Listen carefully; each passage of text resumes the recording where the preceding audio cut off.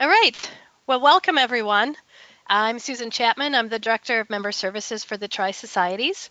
With me is Ann Jorce, Chief Operating Officer of ASTA and representing ASTA's LEAD and FUSE committees. We're pleased to have you join us for our 2019 webinar series titled Road Trip of Your Life. This series is using a road trip metaphor and addresses some of the biggest forks in the road that we all face throughout the journey of our careers. This webinar, Getting on the Highway, Transitioning from Learner to Thinker, focuses on the first transitions in our careers. And the series is a collaboration between ASA, CSSA, SSSA, and ASTA. So there's just a few notes before we begin. You're welcome to ask questions via the chat box on the lower right of your screen. There are two options for posting the question or comment, to all audience members or just to the organizer, myself. So be sure to select either option from the drop-down in the chat section. To keep the flow of the webinar, we'll ask questions of the presenters at the end of the presentations. And then after the webinar, you'll receive a feedback survey. We ask that you take just a few minutes to give us your thoughts. This is our inaugural webinar in the series, so all feedback is welcome and will help us build the program. And now I'll turn it over to Jonathan Shaver of Envision Partners, who will be our moderator. Thank you, Susan, and welcome everyone to the first webinar in this year's series. My name is Jonathan Shaver from Envision Partners. We're a leadership development company focused on the growth and advancement of leaders in agriculture. I'm also an associate member of the American Seed Trade Association and member of the Leadership, Education, and Development Committee. The American Seed Trade Association works on behalf of the seed industry to promote the research, development, and movement of quality seed to meet the world's demand for food, feed, fiber, and fuel. Today's webinar is about getting on the highway, transitioning from learner to thinker. Today, we have three speakers to share their insight on this topic. Dr. Haiying Tao is an assistant professor of soil fertility and residue management in the Department of Crop and Soil Sciences at Washington State University. She received her PhD in soil science from the University of Connecticut and her MS and BS degrees from China Agricultural University. Her current research and extension focus includes soil fertility and plant nutrition, soil health, digital agriculture, and on-farm research and extension. After receiving her bachelor's degree in agricultural science at Cornell University in 2016, our second speaker, Rachel Breslauer, completed her master's degree in soil science in 2018 at Washington State University. During her graduate studies at Washington State University, Rachel applied what she learned during her bachelor's degree and took an active role in research and extension. As part of her thesis research, she solicited funding for and led an online collaborative research project and shared her research in podcasts and workshops. And our third speaker, Luke Knight, is a 2017 agricultural communications graduate from Auburn University. During his time at Auburn, Luke worked with the Alabama Cooperative Extension, Auburn University College of Agriculture, and at Monsanto. Since December of 2017, Luke has served as the Crop Protection Territory Manager for Corteva Agriscience in Jackson, Tennessee. Today we will hear two perspectives. First, Dr. Tao will give us a big picture on the preparation for graduate studies and the early career transition. Rachel and Luke will then share their personal experiences and lessons learned in their own transitions. Dr. Tao, I will now turn it over to you. Not sure if my screen is shared because I can't. Yeah, but I can't. It's not moving. Let me do it again. Sorry about that. Okay. Sorry about that. Good afternoon, everyone. And Jonathan, thank you for the introduction. I greatly appreciate the opportunity to share my experience. And thank you all for joining us today. So today I am going to focus on transitions from undergraduate to graduate school. So from the moment you enter graduate school, your role is changed. You are expected to learn to be independent very quickly, and I will discuss with you how to make this transition easier, including think independently, communicate effectively, and tips to develop your research projects with your professors, and how to manage your busy schedule, and be open to take on new opportunities. Balance study, family, and fun. And finally, get yourself ready for your future career. I'm not new in faculty position, but I'm still at early stage of my career. So I will only focus on a few lessons learned. For example, tips to build a team, importance of seeking mentors, networking and establish collaborations for more opportunities. From college to graduate school, it's a big step up in your academic career. If you feel lost or overwhelmed, you're not alone. Just be confident that you will be better soon. Studying in classroom is now only a small part of your graduate study. A bigger component is to train yourself to become a self-motivated and independent researcher and educator and a critical thinker. You will learn how to think, observe, criticize, and innovate, and make dynamic decisions, and very importantly, build confidence. You will also learn how to socialize and network with other professionals. Everything that you do is to prepare yourself for more roles in your future career.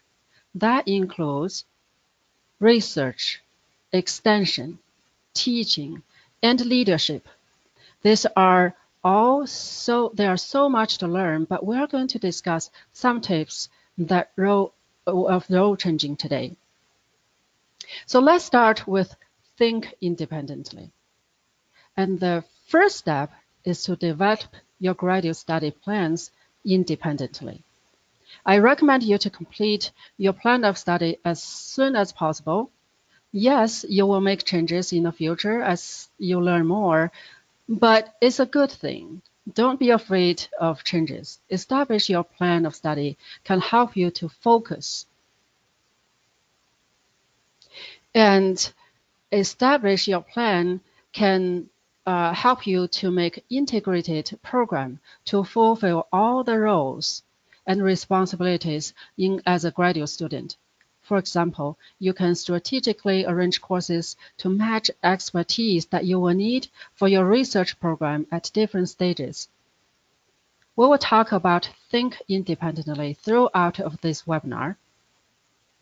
So when you feel lost, frustrated, overwhelmed, please go talk to your professors and students who came before you. This leads us to talk about communicate effectively. Communication, communication, communication. The more you communicate with your advisory committee, with your professors, the fewer dead ends you will hit. So don't be afraid to speak your mind. Don't be afraid to ask questions.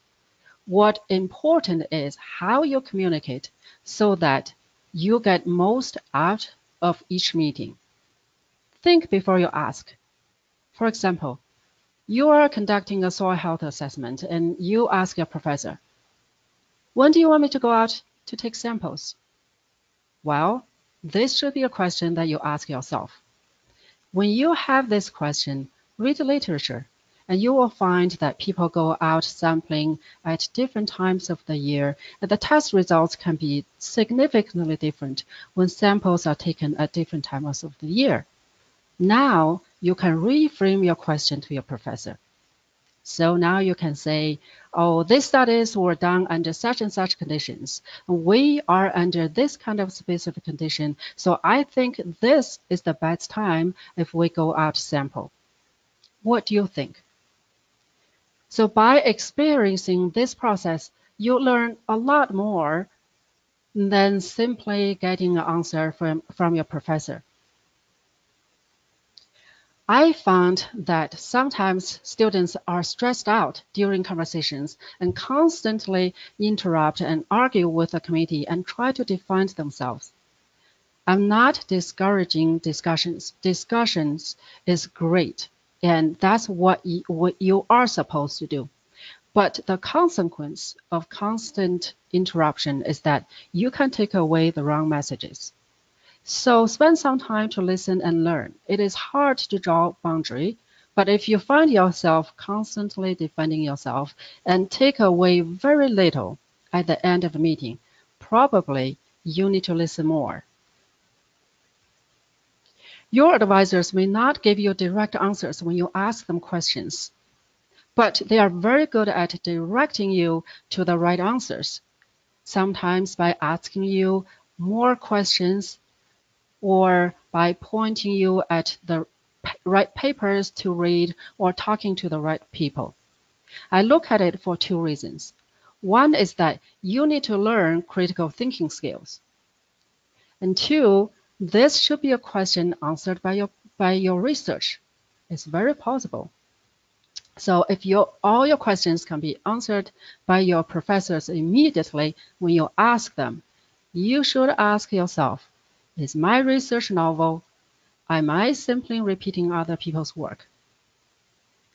And lastly, when you are sure that you have the right idea, but you cannot come with a common agreement about this specific thing that you are discussing, what you can do is to reach out to your committee members and find the second opinion. This is why you have a committee. So this leads us to discuss about developing novel research with your committee. So whether you have a determined project or you only have a general direction, you need to develop a research proposal. And the first thing that you need to prepare for this proposal is research questions and objectives. So to do this, you go ahead and ask your professor, I was wondering, what do you want me to work on? An hour later, you came out of your professor's office with even more questions and big pile of references.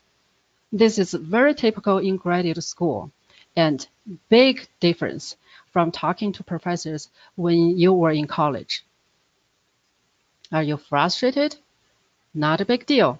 What you can do is to read and think critically and find knowledge gaps and stop by your professor's office. And you do it again and again until both you and your professors agree with your research questions and objectives. Now it's time to ask yourself, how do I do this? Well, remember, you just read a lot. Each paper comes with material and methods that you can refer to, and you can dig into the references and find the original protocols.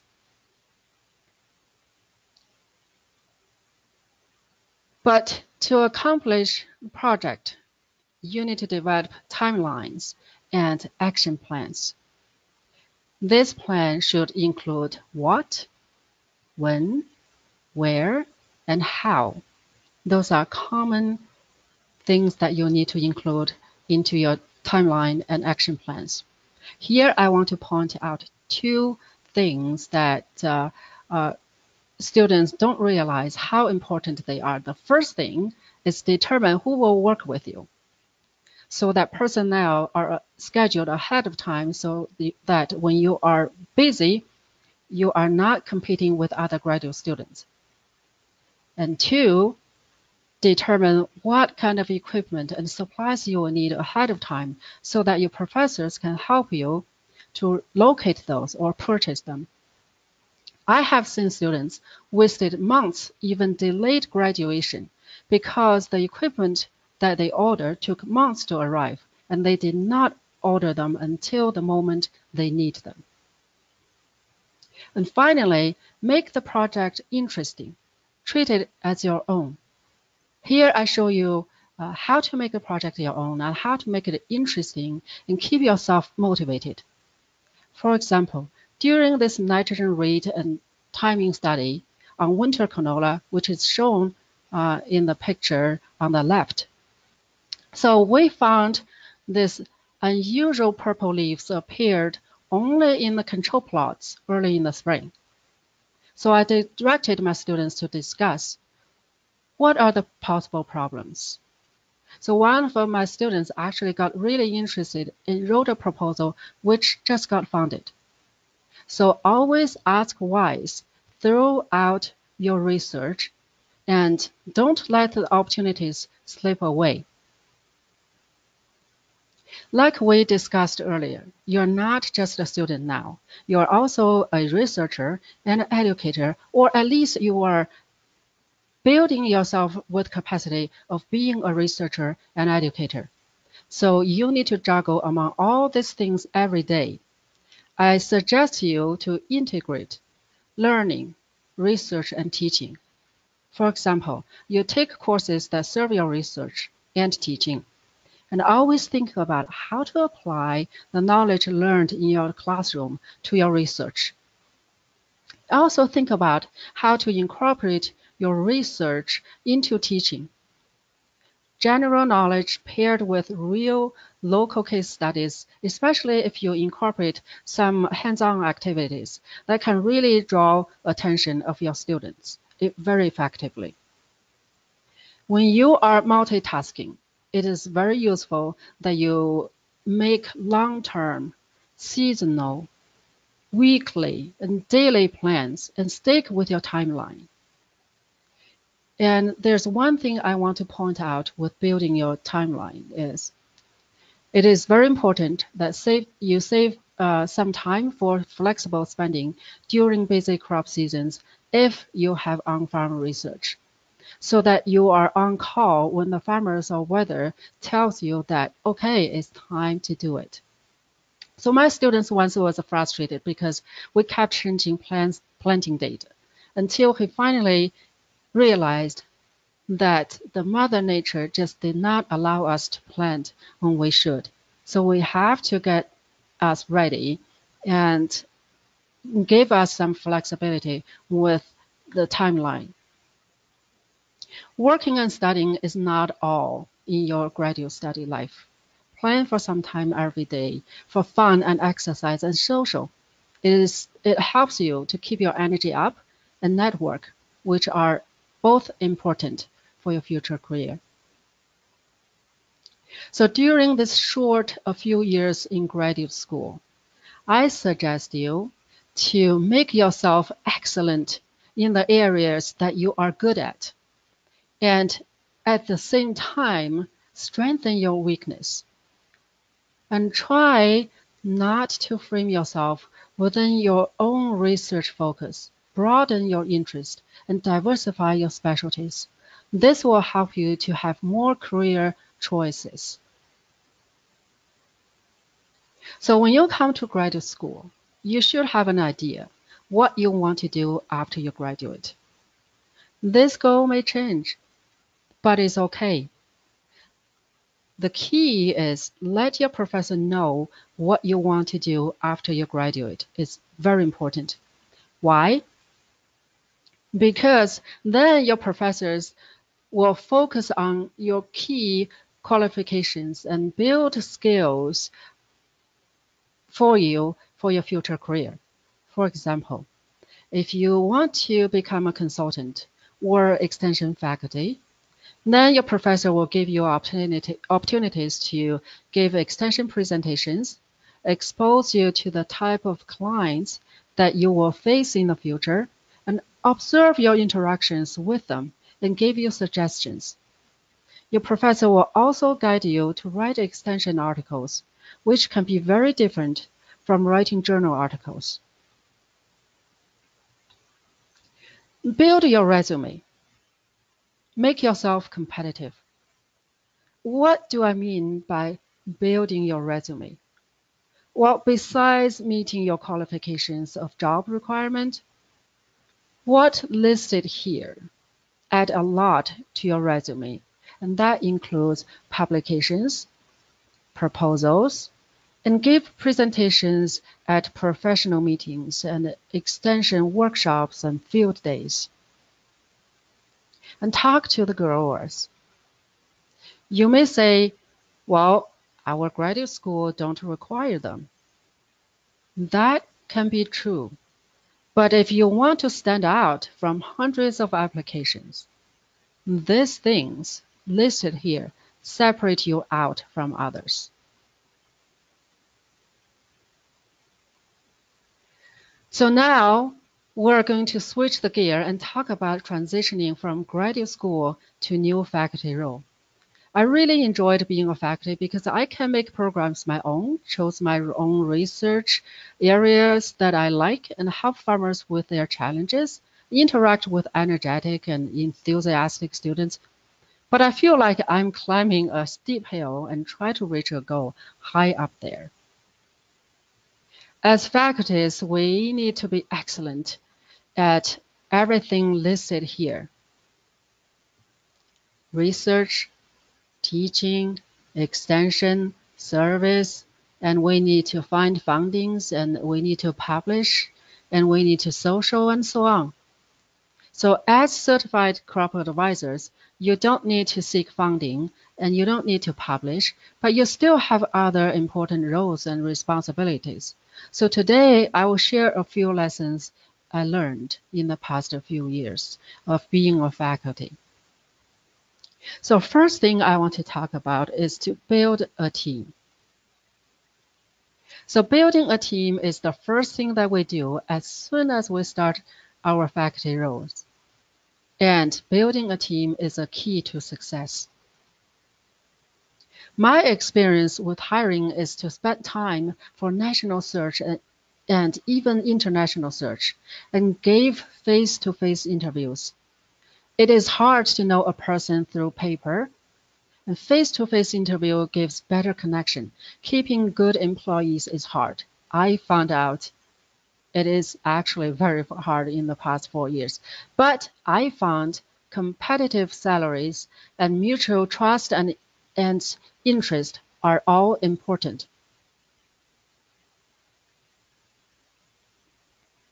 And keep separation between work and personal life. Be professional, regardless of our personal relationship. And another thing with teamwork, I think, is communication. Communication with no ambiguity is often required. It is always a good idea to make sure everything is clear and everything is prepared before a big field or lab work is going on. And even if students have done it before, always reinforce lab and field safety rules.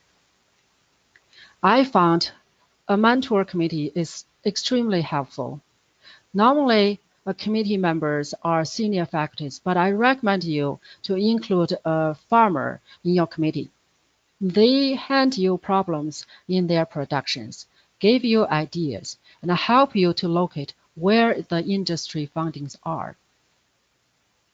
Regular committee meetings help us to make sure that we're on the right track to meet the requirement, and they can tell us where we're doing well and where our weaknesses are and need to work harder on. And another nice thing of having committee is that they help us to prepare annual reports. It is very common that we miss something, we underestimate the importance of our work. They make sure that we get all the awesome work that we do show up on the report. I found networking is just so important. Networking can lead to unexpected opportunities. In fact, many of my projects are funded as a result of networking. For example, at a party held by Vice President Office, I met a professor from engineer department who work on industry waste materials. So after talking about the composition of the waste material, I told him that this material can also be used as soil management to address the severe soil acidification issues in this area. So then we put together a proposal and just got funded. If I didn't talk to him, I would never imagine that I could collaborate with an engineer. What I want to say here is we should keep ourselves open. We never know what opportunities are waiting for us. With crop advisors, your network is strong with farmers, but can be extended. You have great opportunities to get involved with on-farm research, and other educational events that universities put out. You can build a bridge between farmers and researchers. As new faculties, we don't do everything by ourselves. Assign a leader to each project. If we don't have enough funding, we can co-fund a student with other professors, which is a win-win collaboration. This helps us to balance among the projects, allow us more time to dedicate to other roles, and focus on big pictures. With that, thank you, and I wish you succeed in your career. I will take your questions at the end of the webinar, and now I will allow Rachel to share her thoughts.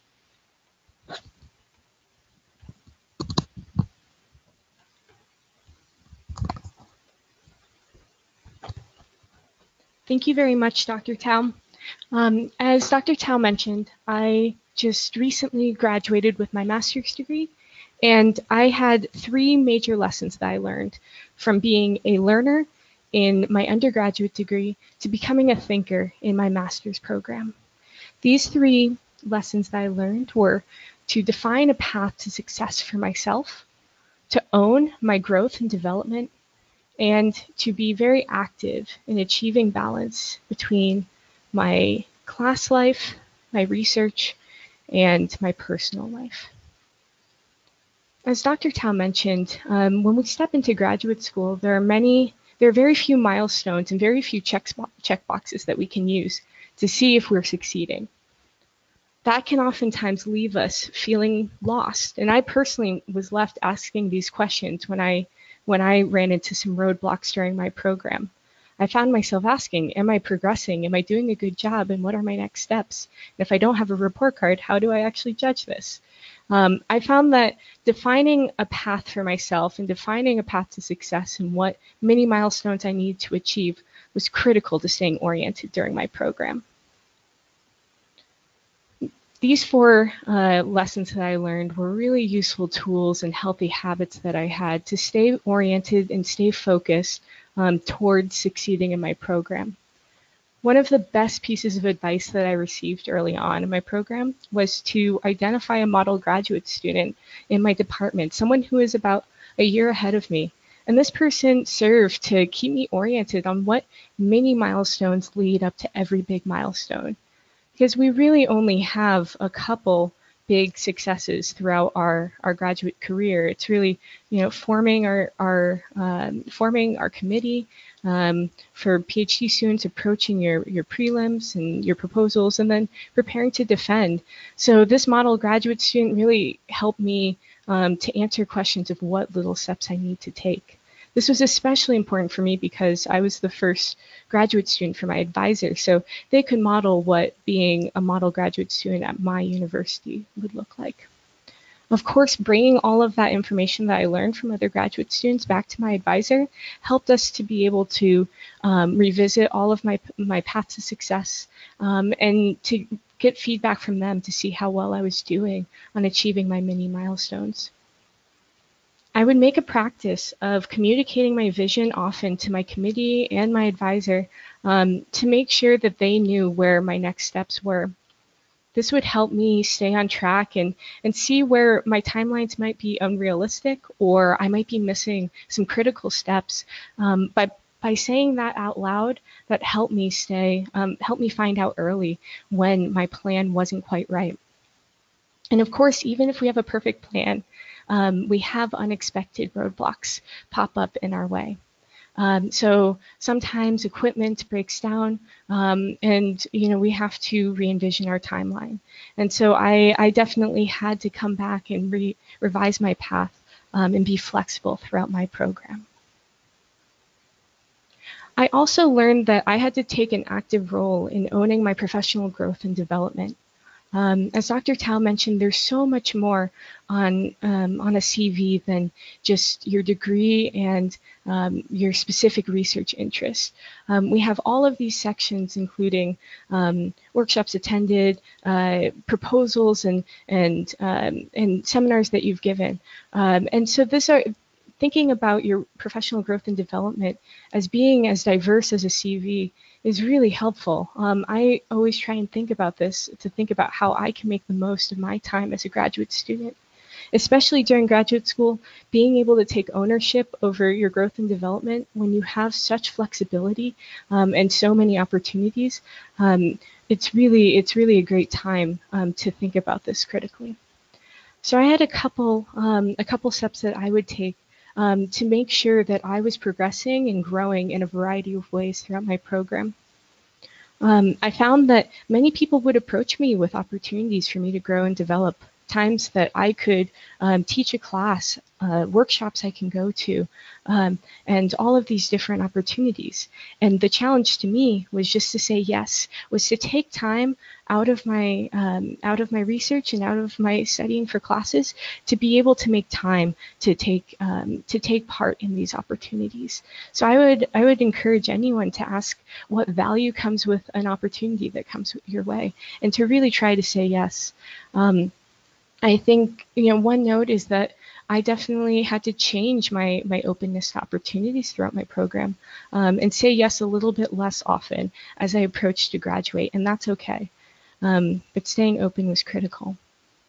I also had to take an active role and seek out opportunities, and this could be as simple as reading your email and also looking at any notifications that came through my department, and just paying attention to what opportunities were out there for me, and seeking out that information.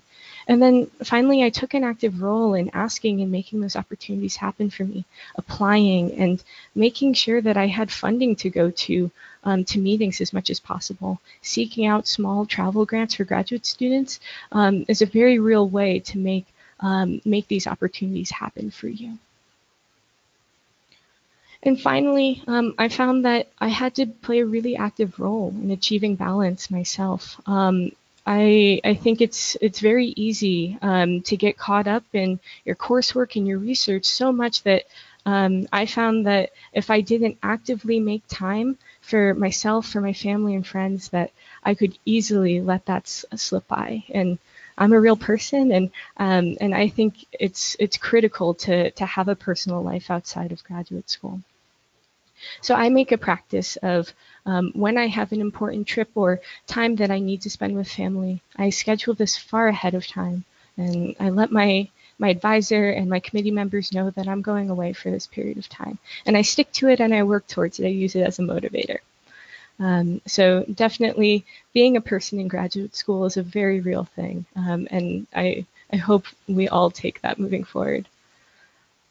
So to summarize all of these lessons that I learned, I think it all comes down to intentionality and playing an active role in your graduate program. I defined success for myself, I owned my growth and development, and I took an active role in achieving balance. And this helped me stay oriented and happy and have a fruitful program throughout my time in graduate school.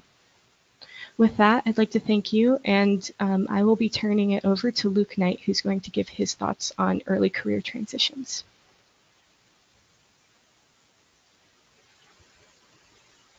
Good afternoon, everyone. I'm excited to be here today with everyone to talk about being in the midst of your early career. And I really can bring that down to three ways.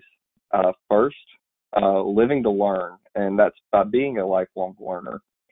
Networking not only in your own company, but networking with those outside of your company.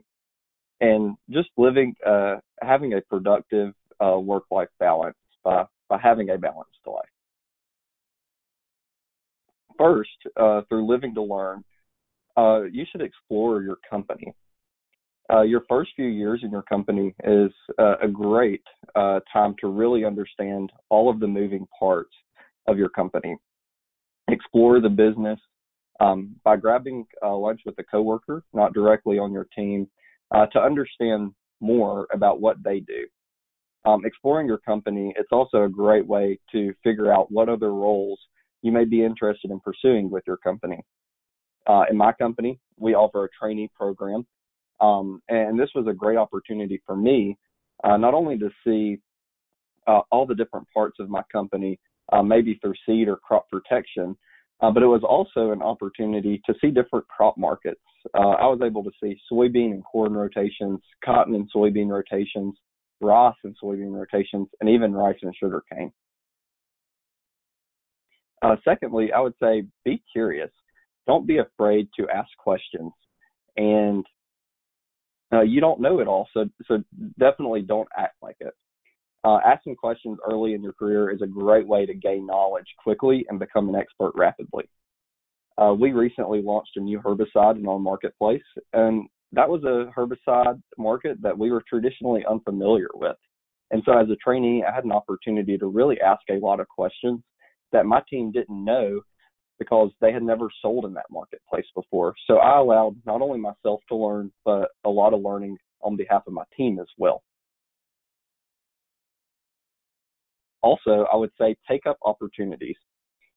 Find your own strengths and seek out the opportunities that really enhance your strengths on you and your team. Odds are that the strengths that you have are not necessarily strengths that your teammates have, and vice versa. So pick up projects from your manager to work on in addition to your current role. I've done several projects within my own district, and these are specifically with marketing analysis on the burn down market and insecticide market, and that's a large interest of mine. And so this was able to help me long term, help our team learn long term, and it helped us learn overall. Lastly, I would say keeping feedback constant is extremely important. It's not only professionally important, but personally important too. This allows you to communicate goals, wins, and losses, glows and grows, and future aspirations that you may have. And this is a really great time for you to be coachable with your manager. And for example, whenever you have an opportunity to have a meeting with your manager for them to sit on, ask them how you did. What could you have done to improve yourself, or what did you do very well? This has been foundational to my own success in my role because it really leads to no surprises in your conversation with your manager, and it allows you to talk about your short-term goals, your midterm goals, and also your long-term goals. Next, I would talk about networking. And what I really like about networking is that you really have those internal networks and those external networks. First, your internal networks can really start with a great mentor. Mentors are a great way to ask simple questions and really have a great source for all the nuances of your role. Finding a mentor should be one of the first things you do in your career. Ideally, someone who has been in the role similar that you have for a couple of years at least, or someone in a role that you aspire to be in one day. Another mentor that I would find internally would be non-team members. For me, that's our agronomists, that's field scientists, that's also outside team managers, and even folks in marketing as well. I network extensively with my counterparts that have PhDs or in marketing, and this allows me to step foot in numerous parts of my business, from R&D to sales to marketing, so that way I can understand a large portion of my company's business. The final internal network that I would look at are career achievers, and these are those that have careers that you may be interested in one day. And so getting to know them, getting to understand the ins and outs of their job would really help prepare you to get into one of those roles one day. Next, external networks are just as important as those that's already in your company. First, I would say community members are a great source, especially those that understand your business and understand the company that you work for from an outsider perspective. These can be your customers that you work with daily, maybe even farmers and even legislators. And a great way to get into those external networks with community members is by joining Farm Bureau. Another example of an external network would be your colleagues that you interact with. This can be your competitors. This can be Extension. And a small plug here, this can really be even industry organizations. For me, would be the American Seed Trade Association with our Fuse committee. And I would really encourage any managers that are online today to really encourage your young industry members and young employees to get involved in this organization. Finally, I would say any outsiders. These are really folks that can really get to know you in a personal level. And these can be your spiritual leaders, someone who has experienced a similar stage of life as you. And these folks can really encourage you and build you up as a person and really look at you in a personal light. Finally, I want to look at achieving balance. And that's achieving balance not only in your work, but also your life. Taking time to unplug is extremely important. We're all different, but no one thrives on working 24/7. Find time during your day to completely unplug from emails, texts, calls, etc. This really looks different for everyone, but for me, I like to unplug at least 2 hours before I hit the hay. I get to spend the time with my dog or catch up with friends or just catch up with different folks that I interact with personally. Using vacation time is a big one for me too, following off what Rachel said.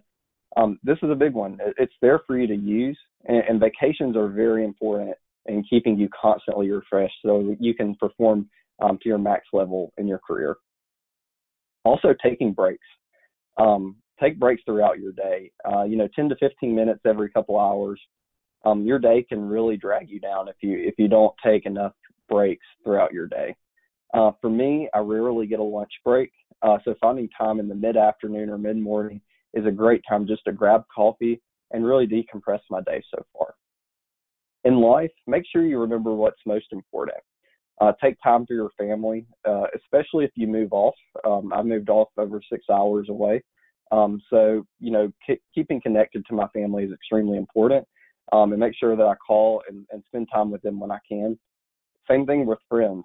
I've moved to a new city, so it's a perfect excuse for my friends to come visit me and really relax and enjoy this new opportunity in the new place that you live in, and also get involved. This has been a great for me, moving over 6 hours away, to really get to know people and get to meet people. I didn't know anyone when I got into the role that I'm in now, and so this has allowed me to meet so many people, and also allows me to think of things outside of work. I joined a small group at church and also joined young farmers and ranchers in my county. So this has allowed me to really meet local people and think about different things. All in all, just be in the moment. Take everything that you do in work and your life and just focus in on it as the time that it happens, and be focused and just taking everything as life gives you.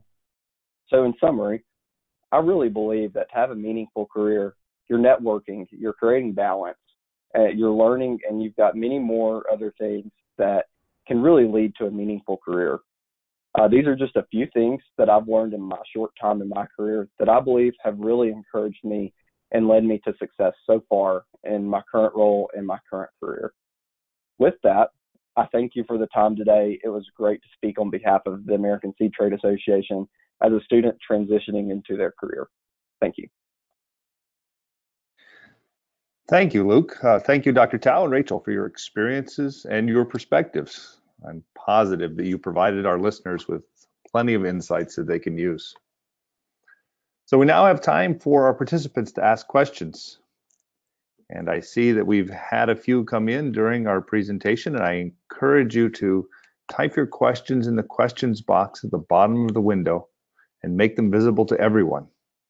I'll pick a few questions that seem to be most common.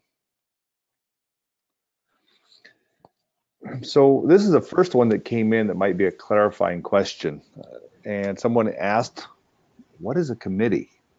I'm going to guess that has to do with a graduate committee. So Dr. Tao or Rachel, would you mind to just answer that question for our listener?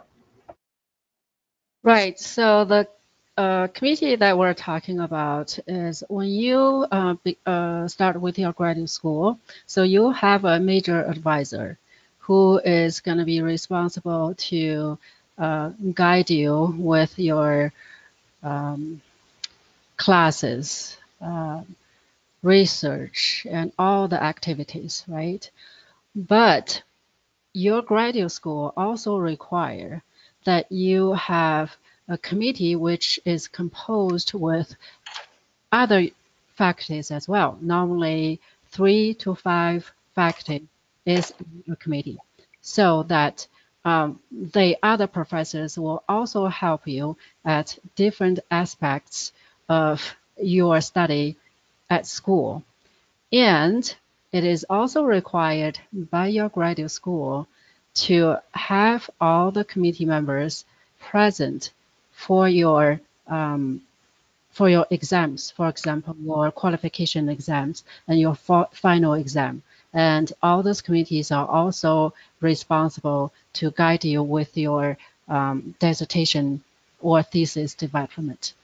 The committee is a group of faculty who will help you and guide you throughout of your graduate study life.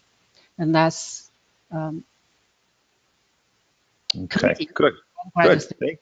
Thank you. I hope that helps. If you ask that question, just send me another note saying if you have any more. Let's stay in the area of the graduate school experience. And somebody asked about how do I learn about my advisor's style before I commit to a program or to a project? So maybe Dr. Tao, you might try that one, and Rachel, you might also have something to say. How do I learn about my advisor before I commit to a program or to a project?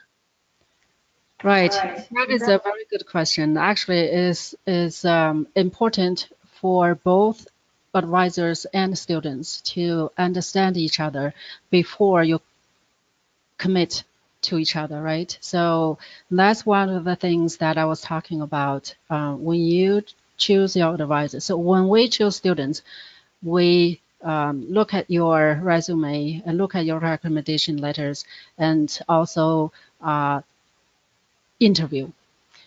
The way that you know your professors is to dig into his resume as well and look at his resume, his publications, and you can interview your advisors as well.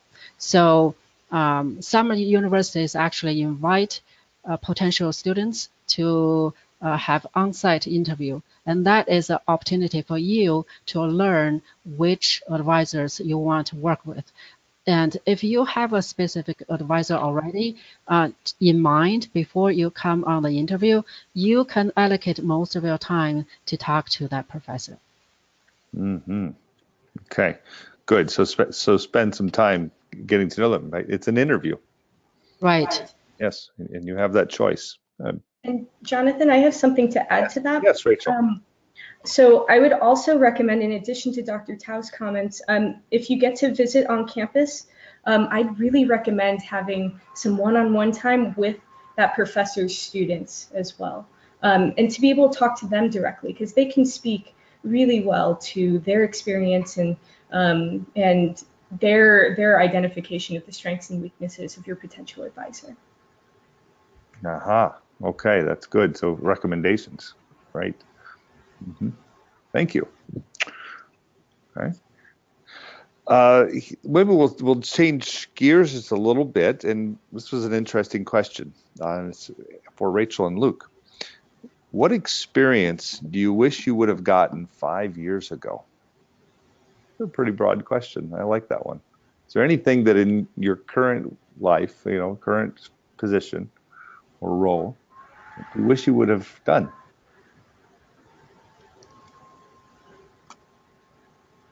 Any Jonathan, I experiences? can take that one. Yeah. So 5 years ago, I think I was a freshman in college, or maybe starting my sophomore year. And for me, what would have been really helpful is just being able to see more folks in the industry in college. And that would have really helped me fine tune exactly what I wanted to do a lot earlier on. I didn't realize until the end of my sophomore year, beginning of my junior year, that I really wanted to go into the agronomy business. And I really feel like if I had learned that passion earlier, I might have chosen an agronomy degree or an ag business degree. and been a little bit more focused in on what I was doing earlier. But the great thing about an ag degree is that it really does help put you up for success. And so I would say that it doesn't matter the degree that you have. It's more about your networking and who you're trying to where you're trying to go. And that was just being able to be exposed to more people earlier would have been extremely helpful for me. Mm-hmm. So it really speaks to your prior comments about getting lots of experiences. Yeah, great. Thank you. Rachel, anything that came to your mind? Yeah, this seems kind of strange, but I think for me, when I was in my undergraduate degree, I definitely got lots of professional experiences, internships early on.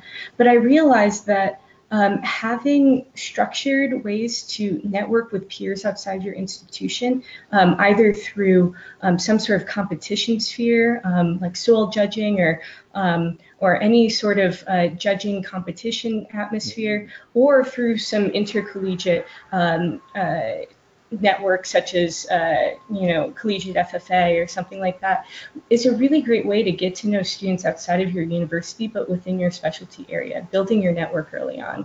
That would have been really lovely to do a little bit earlier in my career. Yeah, I imagine that would help with identifying a graduate program that you would be interested in, or Exactly. meeting faculty that you might want to work on their projects. Excellent. Exactly. That's good advice. Something I hadn't thought of.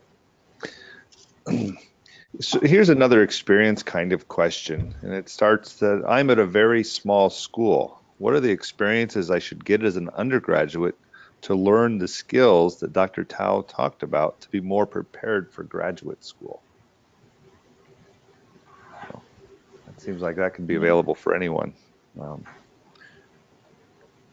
Rachel, what are a small school? What do you, or Dr. Tao? Yeah, I think I'm not sure how small this school is and if there are research opportunities for undergraduates at your school. I know it varies a lot depending on the college and university. But I would encourage you to seek out ways to get those skills in the summer if you can't do that at your university or college. To look for research experiences for undergraduates. A really great thing outside of just being involved in the research process is seeing a variety of lab groups and mentors, and to sort of get an idea of what style of lab group or what sorts of graduate programs you'd like to be in. I think being a part of that experience by just being in a research experience early on is one of the easiest ways to get those skill sets. Okay. And I'll give you an example as well. Yeah. Oh, is a senior high school student. She actually contacted me because she heard on the news there were a big soil acidification problems in this area. So I invited her to come over, spend some time here, and invited her to the workshop, and she learned a lot. I think that's another way. Just reach out to the person who have the specialties that you are interested in, and they will guide you through. Mm-hmm. Okay. Here's another broader question. I look at many job advertisements and it talks about soft skills. What are these? Maybe give a little definition around that. And how do I learn that in school?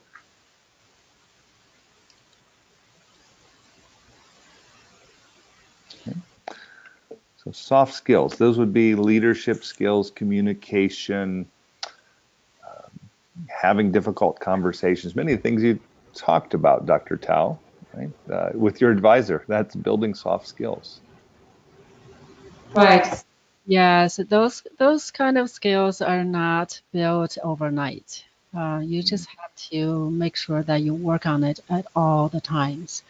And when just take lessons and in your day-to-day life and improve yourself. But I'm sure if when you are at in the graduate school and you have a team of of professors, and they in fact help you with building up those skills that you require for your future career.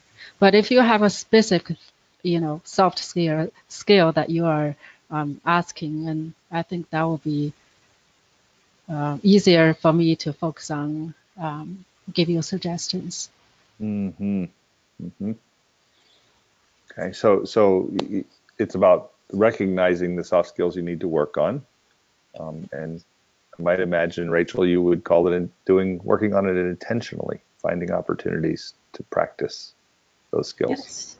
Yes, and just to add on to Dr. Tao's comments, I think sometimes, especially within an academic sphere, we might not have a lot of opportunities to intentionally have a structured way to look at leadership.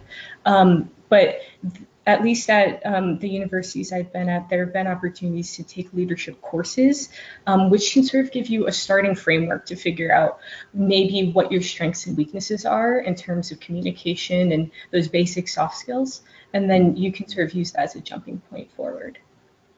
Okay. Luke, do you have any comment on the soft skills in the workplace? Has it been important for you? I would say that the organizations that I was a part of in college and even now in my own career has really helped shape a lot of the soft skills that that have led me to work better on communication, to be a better organizer. A lot when you take on responsibility or you're involved in other organizations beyond just your schoolwork, there's a lot of soft skills that you learn from that, and just being communicating well and communicating effectively and efficiently. And those are some things that I believe that putting yourself out there and signing up for things like Rachel had talked about and getting involved in organizations can really enhance your soft skills, because that is a large amount of how to develop those skills. Mm-hmm. Good. Very, very good. Well, let's take one more question. And I'm looking here, and if we can try to just hit it briefly, I think this is valuable. The question is to Dr. Tao and to Luke. How did you go about finding your first job? How did you learn about it? Well, finding your first job is always difficult, especially if you are a fresh graduate and just got out of college. But there are also a lot of opportunities.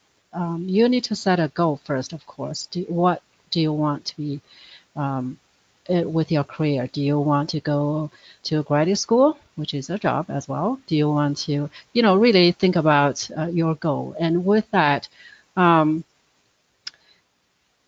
so besides networking, we talked about networking already. Networking is very important in job search. And another thing is, how do we find jobs? You look at the those professional outlets, and the jobs are posted there.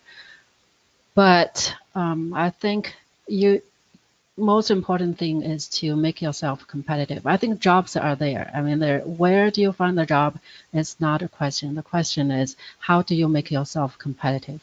Build your resume. That's my suggestion. So have a plan and do things intentionally in order to Right. build your resume toward that plan. Right, and think about how you make yourself stand out. Very good. Okay, thank you. I think we'll stop there. And so with these closing comments, it's been a useful presentation for me and hopefully for all of our listeners. You took something away from the comments, whether you're preparing for this transition or you're helping others to make the transition. We should remember some of the points that were shared today.